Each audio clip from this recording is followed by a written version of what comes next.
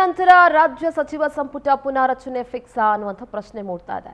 ಸಚಿವ ಸಂಪುಟ ಪುನಾರಚನೆ ಬಗ್ಗೆ ಸುಳಿವು ಕೊಟ್ಟಿದ್ದಾರೆ ಸಿಎಂ ಸಿದ್ದರಾಮಯ್ಯ. ಡಿಸೆಂಬರ್ ನಂತರ ರಾಜ್ಯ ಸಚಿವ ಸಂಪುಟ ಪುನಾರಚನೆ ಫಿಕ್ಸ್. ಸಚಿವ ಸಂಪುಟ ಪುನಾರಚನೆ ಬಗ್ಗೆ ಸುಳಿವನ್ನ ಕೊಟ್ಟಿದ್ದಾರೆ ಸಿಎಂ. ಇದು ಸಿಎಂ ಸಿದ್ದರಾಮಯ್ಯ ಸರ್ಕಾರದ ಮೆಗಾ ಎಕ್ಸ್ಕ್ಲೂಸಿವ್. ಹೈಕಮಾಂಡ್ ಒಪ್ಪಿದ್ರೆ ಡಿಸೆಂಬರ್ ಇಲ್ಲವೇ ಜನವರಿಯಲ್ಲಿ ಸಂಪುಟಕ್ಕೆ ಸರ್ಜರಿ ಆಗುತ್ತೆ. ಜನವರಿಯಲ್ಲೂ ಆಗದೇ ಇದ್ರೆ ಮಾರ್ಚ್ ನಲ್ಲಿ ಸಂಪುಟ ಪುನಾರಚನೆ ಫಿಕ್ಸು. 6 ರಿಂದ 7 ಸಚಿವರನ್ನ ಕೈಬಿಟ್ಟು ಹೊಸಬರಿಗೆ ಅವಕಾಶ ನೀಡಬೇಕು ಅಂತ ಪ್ಲಾನ್ ಮಾಡಿಕೊಳ್ಳಲಾಗಿದೆ. ಸರ್ಕಾರದ ಪರ ಯಾರೆಲ್ಲ ಬಂಡೆ ತರ ನಿಂತ್ಕೊಂಡಿದ್ದಾರೆ ಅವರಿಗೆ ಮುನ್ನಡೆಯುವಂತಹ ಅದೃಷ್ಟ ಇದೆ, ಕಂಟಿನ್ಯೂ ಮಾಡುವಂತಹ ಅದೃಷ್ಟ ಇದೆ. ಕಷ್ಟ ಕಾಲದಲ್ಲಿ ನಿಲ್ಲದವರು, ಇಲಾಖೆಗೆ ನ್ಯಾಯವನ್ನು ಸಲ್ಲಿಸದವರು, ಅವರುಗಳಿಗೆ ಅವಕಾಶ ಇರೋದಿಲ್ಲ. ಪ್ರಸ್ತುತ ಎಚ್.ಕೆ. ಪಾಟೀಲ್, ಡಾಕ್ಟರ್ ಜಿ ಪರಮೇಶ್ವರ್, ಕೃಷ್ಣ ಬೈರೇಗೌಡ, ದಿನೇಶ್ ಗುಂಡೂರಾವ್, ಚಲುವರಾಯಸ್ವಾಮಿ, ಪ್ರಿಯಾಂಕ್ ಖರ್ಗೆ, ಎಂ.ಬಿ. ಪಾಟೀಲ್, ರಾಮಲಿಂಗಾರೆಡ್ಡಿ, ಈಶ್ವರ್ ಖಂಡ್ರೆ, ಸಚಿವ ಶಿವಾನಂದ ಪಾಟೀಲ್, ಇವರೆಲ್ಲರ ಸ್ಥಾನ ಅಬಾಧಿತ ಅಂತ ಹೇಳಲಾಗ್ತಾ ಇದೆ. ಯಾಕಂದ್ರೆ ಇವರೆಲ್ಲರೂ ಕೂಡ ಸಿದ್ದರಾಮಯ್ಯ ಸರ್ಕಾರದ ಪರ ಬಂಡೆ ತರ ನಿಂತ್ಕೊಂಡವರು. ಪ್ರತಿಪಕ್ಷಗಳ ಎಲ್ಲ ರೀತಿಯ ಆರೋಪಗಳಿಗೆ ನಿರಂತರವಾಗಿ ಕೌಂಟರ್ ಅನ್ನ ಕೊಡ್ತಾನೆ ಬರ್ತಾ ಇದ್ದಾರೆ. Satish Jarkiholi, K J. George, S S. Mallikarjun, H C. Mahadevappa ಸಚಿವ ಸ್ಥಾನಕ್ಕೂ ಕೂಡ ಯಾವುದೇ ಭಂಗವಿಲ್ಲ ಅನ್ನುವಂಥ ಮಾಹಿತಿ ಸಿಗ್ತಾ ಇದೆ.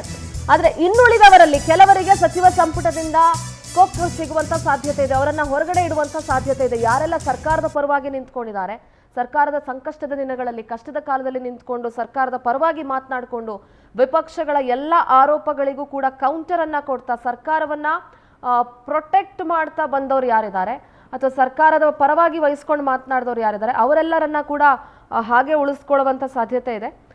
ಅವರ ಸ್ಥಾನಗಳು ಕೂಡ ಅಬಾಧಿತ ಅಂತ ಹೇಳಲಾಗ್ತಾ ಇದೆ. ಇನ್ನುಳಿದವರಲ್ಲಿ ಕೆಲವರಿಗೆ ಸಚಿವ ಸಂಪುಟದಿಂದ ಕೊಕ್ ನೀಡಬಹುದು. ಸಿದ್ದರಾಮಯ್ಯ ಅವರ ಸರ್ಕಾರದ ಪರವಾಗಿ ಬಂಡೆ ತರ ಒಂದಷ್ಟು ಜನ ನಿಂತ್ಕೊಂಡಿದ್ದಾರೆ. 6 ರಿಂದ 7 ಸಚಿವರನ್ನ ಕೈಬಿಟ್ಟು ಹೊಸಬರಿಗೆ ಅವಕಾಶ ನೀಡುವಂತ ಪ್ಲಾನ್ ಕೂಡ ಇದೆ. ನಮ್ಮ ಪೊಲಿಟಿಕಲ್ ಕರೆಸ್ಪಾಂಡೆಂಟ್ ಆನಂದ್ ದೂರವಾಣಿ ಸಂಪರ್ಕದಲ್ಲಿ ಜಾಯ್ನ್ ಆಗ್ತಾ ಇದ್ದಾರೆ. ಆನಂದ್, ಸಚಿವ ಸಂಪುಟದ ಪುನಾರಚನೆ ಬಗ್ಗೆ ಸಿಎಂ ಸುಳಿವನ್ನ ಕೊಟ್ಟಿದ್ದಾರೆ. ಒಂದು ಹಂತದಲ್ಲಿ ನಿನ್ನೆ ಶಾಸಕ ನರೇಂದ್ರ ಸ್ವಾಮಿ ಅವರು ಕೂಡ ಎಲ್ಲೊಂದ್ ಕಡೆ ಸಚಿವ ಸ್ಥಾನದ ಬಗ್ಗೆ ಆಸೆಯನ್ನ ವ್ಯಕ್ತಪಡಿಸಿದ್ರು, ಮುಂದೆ ಸಿಗುವಂತ ಅವಕಾಶ ಸಿಗಬಹುದು ಅಂತ. ಈಗ ನೋಡಿದ್ರೆ ಒಂದು 6 ರಿಂದ 7 ಜನ ಸಚಿವರನ್ನ ಕೈಬಿಡುವಂತ ಸಾಧ್ಯತೆ ಕೂಡ ಇದೆ. ಸದ್ಯದ ಅಪ್ಡೇಟ್ಸ್ ಏನಿದೆ? ಸಿಂಧರ, ಪ್ರಮುಖವಾಗಿ ಮೊದಲಿಂದಲೂ ಕೂಡ ಸಚಿವ ಸಂಪುಟ ವಿಸ್ತರಣೆ ಆಗಬೇಕು ಅಂತ ಕೆಲವು ಹಿರಿಯ ಶಾಸಕರು ಒತ್ತಾಯವನ್ನ ಮಾಡ್ತಾ ಇದ್ದಾರೆ. ಮತ್ತೆ ಈಗಾಗಲೇ ಕಾಂಗ್ರೆಸ್ ಹೈಕಮಾಂಡ್ ಕೂಡ ಅಸಮರ್ಥ ಸಚಿವರು ಮತ್ತೆ ಇಲಾಖೆಯಲ್ಲಿ ಫೇಲ್ಯೂರ್ ಆಗಿರ್ತಕ್ಕಂಥ ಸಚಿವರ ರಿಪೋರ್ಟ್ ಕಾರ್ಡ್ ಅನ್ನು ಕೂಡ ತರಿಸ್ಕೊಂಡಿರ್ತಕ್ಕಂಥದ್ದು. ಅಂದುಕೊಂಡಂತೆ ಆಗಿದ್ದಿದ್ರೆ ಇದೇ ನವೆಂಬರ್ ತಿಂಗಳಲ್ಲೇ ಸಂಪುಟ ಪುನರ್ರಚನೆ ಆಗ್ತಕ್ಕಂಥ ಒಂದು ಸಾಧ್ಯತೆಗಳಿದ್ದು. ಆದ್ರೆ ಬೈ ಎಲೆಕ್ಷನ್ ಮತ್ತೆ ಸಂಸತ್ ಅಧಿವೇಶನಗಳು ಇರ್ತಕ್ಕಂಥ ಒಂದು ಹಿನ್ನೆಲೆಯಲ್ಲಿ ಅದನ್ನ ಮುಂದೂಡಿಕೆ ಮಾಡ್ಕೊಂಡು ಬಂದಿದ್ದಾರೆ.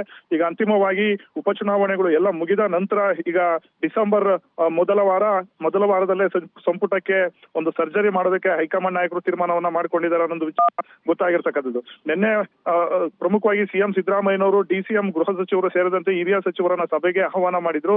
ಆ ಒಂದು ಸಭೆಯಲ್ಲೂ ಕೂಡ ಸಂಪುಟ ಪುನರ್ರಚನೆಯ ಒಂದು ಸುಳಿವನ್ನ ಕೊಟ್ಟಿದ್ದಾರೆ. ಯಾರ್ಯಾರು ಅಸಮರ್ಥರ ಸಚಿವರಿದ್ದಾರೆ ಮತ್ತೆ ಯಾರ್ಯಾರು ಹಿರಿಯರು ವಯಸ್ಸಾದವರು ಇದ್ದಾರೆ ಅವರೆಲ್ಲರೂ ಕೂಡ ಕೈಬಿಟ್ಟು ಹೊಸಬರಿಗೆ ಅವಕಾಶ ನೀಡತಕ್ಕಂಥ ಒಂದು ನಿಟ್ಟಲ್ಲೂ ಕೂಡ ಚರ್ಚೆಗಳು ನಡೆದಿದೆ. ಇವತ್ತು ಸಿಎಂ ಸಿದ್ದರಾಮಯ್ಯನವರು ರಾತ್ರಿ ದೆಹಲಿಗೆ ಹೋಗ್ತಾರೆ. ದೆಹಲಿಗೆ ಹೋದಂತ ಸಂದರ್ಭದಲ್ಲೂ ಕೂಡ ಹೈಕಮಾಂಡ್ ನಾಯಕರ ಜೊತೆ ಈ ಸಂಪುಟ ಪುನರ್ರಚನೆ ವಿಚಾರದ ಬಗ್ಗೆ ಮಾತನಾಡ್ತಕ್ಕಂಥ ಸಾಧ್ಯತೆ ಇದೆ.